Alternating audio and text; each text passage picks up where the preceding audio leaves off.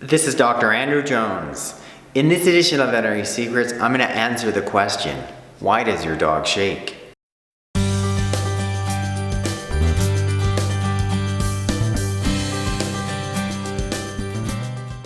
Hello you guys, welcome back to my channel. For those of you who are new, welcome. In today's video we have Tula, who's hanging out at our house for a few days. We're recently back from Nova Scotia. I'm back into making videos, in part in my little studio and back in my house.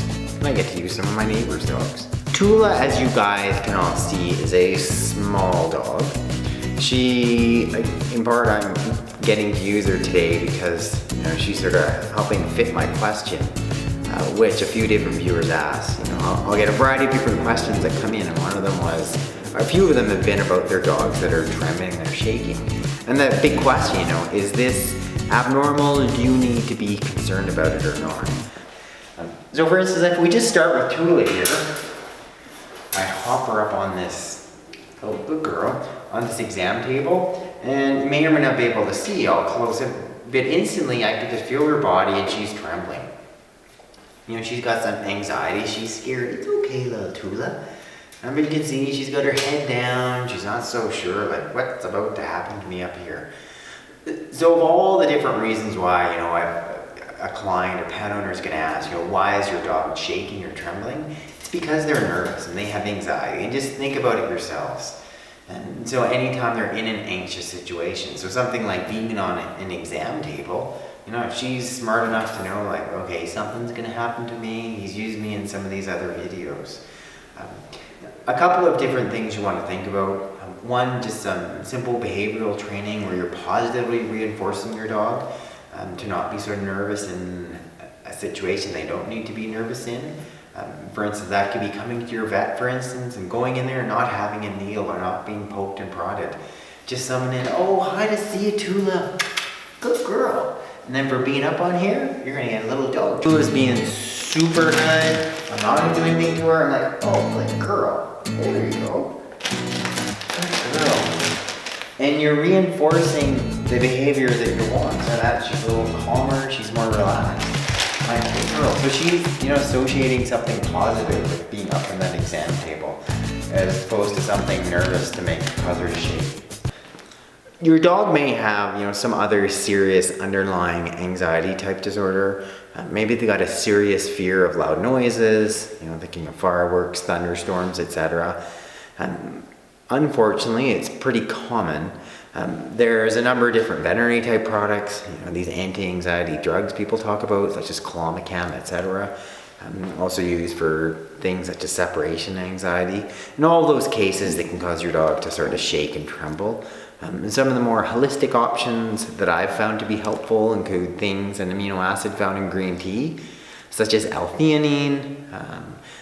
I've used it typically at a dose of about 1 to 2 milligrams per kilo. So something like Tula, she's about 10 kilos. I'd be giving her 10 to 20 milligrams sort of as needed. Another real common sense thing could just be temperature. Your dog's cold, they're gonna shake and tremble. And that's sort of the body's natural way of trying to generate some warmth. For instance, if Tula and I go for a little walk down here to the creek, come on Tula.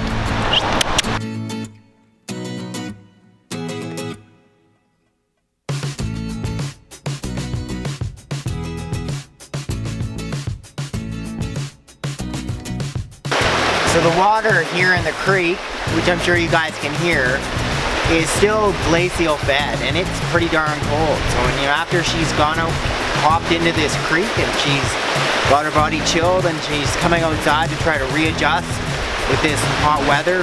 We're upwards of, it's going to be probably 90 degrees Fahrenheit today.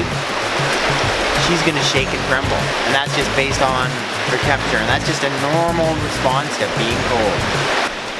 Shaking from toxins. There are a number of different toxins that can more seriously affect your dog in particular, causing them to more than just shake and tremble, almost more like seizuring.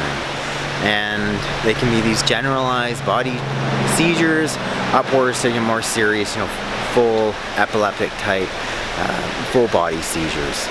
Some of them are common causes that I would see in veterinary practice. include things where dogs are getting into compost, for instance. There's a type of fungal toxin that can cause these generalized body seizures. Things like chocolate, things like caffeine, for instance. There's a type of poisoning used to poison slugs, slug poisoning, or metaldehyde. It can cause serious, severe, generally body seizures. If you see your dog seriously trembling and seizuring, first of all, recognizing it's a serious thing, you're going to need to see your veterinarian. Secondly, too, if you're a ways away from an emergency clinic, the finances are especially restricting you from going there, and you're pretty convinced they've eaten something, the example I'm going to give again is the compost, then you can look at, prior to them seriously seizuring, you can look at inducing vomiting as one option.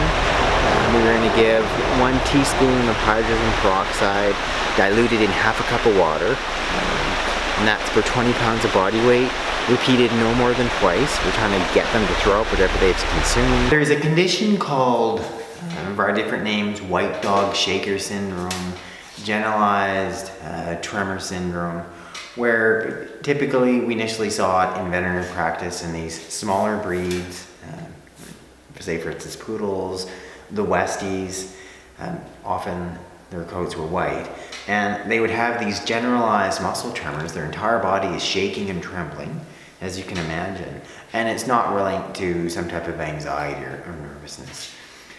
So in particular with them, there's actually a seizure disorder. So there's a part of the brain that's affected that is then sending these abnormal messages to the rest of those muscles on the surface of the skin, causing those muscle tremors. And that's a seizure type disorder. In terms of your options for treating that, conventionally you'd be looking something such as phenobarbital, potassium bromide. Non-conventionally, you would consider something such as CBD oil. And if I were to have, small breed, someone like little Tula who had something like that, definitely I would be wanting to try on CBD oil. The CBD oil dose is 1 milligram per 10 pounds of body weight, generally given twice daily. The fifth point I want to discuss is some type of organ dysfunction. Say for instance, dogs with advanced renal failure, so that's kidney disease. It's progressed to the point where they can no longer adequately filter the blood. A couple of kidney toxins can build up. You can also see it in liver disease, where the liver is no longer working effectively, and that can lead to these generalized type of tremors or shaking. So that can just be a combination of, you've got these different toxins that the liver, the kidney is no longer able to deal with properly, and they're building up within the blood system, making your dog shake and tremble. Typically in those situations, there's going to be other things going on, and you would have had your dog in to be diagnosed. So for renal disease, they're drinking excessively, urinating excessively, they probably lost weight. In liver disease, likewise, they probably lost their appetite, probably drinking more fluid than normally, and you may see secondary signs such as jaundice. And if you've seen any of those in your dog, I'm encouraging you to get them in, get them examined, get it confirmed, and then go in the appropriate course of treatment following that.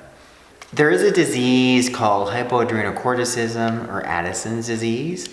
And what that is a disease where there's a type of gland in front of the kidneys called the adrenal gland that produces a couple different types of hormone. One hormone is cortisol, and that's better known as the stress hormone, and that's the one that is implicated in the disease called Cushing's disease, where they produce too much cortisol. But in Addison's disease, or hypoadrenocorticism, it can be the opposite, where they're not producing enough of a type of hormone called a mineralocorticoid, which essentially regulates sodium and potassium, a couple of key minerals. And if your body has far too much potassium, which what happens in this condition, far too little sodium, you can have a whole array of secondary effects in terms of getting, especially ill. Any type of condition can set you off, and often it's a real difficult disease to diagnose. Many of these dogs would come in with these waxing and waning conditions, for instance. A dog might have a mild bladder infection, get really, really sick from it, and we're like, well, it doesn't make sense. Why is that? It's happening because they're Addisonian. they're unable to regulate their electrolytes properly. Secondarily, their entire body systems can't function properly, so their immune system isn't near as effective. And they especially sick from relatively minor things. But one of the secondary signs, and many of the dogs that have Addisons disease will come in shaking and trembling. And that's sort of one that we start to look at Addisons disease and some of the more common clinical signs, that's one of them. The last disorder I want to discuss is canine cognitive dysfunction. And equate it to yourself such as Alzheimer's, similar to what's happening in the brain in Alzheimer's can happen in our elderly dogs. And one of the secondary side effects can be just generalized shaking and trembling, sometimes for no particular reason. We don't know why, we just know there's changes going on in the brain. And it stands to reason if the brain's changing, then it can be sending abnormal signals, causing that shaking and trembling. There are a couple things, there's a few different veterinary medications, Deprenol, etc., that have been marketed now for canine cognitive dysfunction. But generally, you've got these inflammatory changes in the brain, and you got the brain not functioning the way it once did. A couple of more natural type options you could be thinking about. First of all, say there's just a specific event that really triggers your dog. Say they're just so much more reactive to loud noises. Then look at supplementing with something ongoing, such as the L-theanine that we discussed earlier. Another option, if there's one particular big event, you could look at something like this valerian, which comes as a tincture. I find it works really well for anxiety. These guys are really reactive. There's a marker, that little marker there, that's 1 ml, half a ml is right there. So it's about half a ml per 20 pounds of body weight, about 2 times a day. Some sudden trigger for anxiety, fine to treat them with that. Then the last thing I want to discuss for these dogs that have cognitive dysfunction, it may help for this trembling or shaking, is curcumin.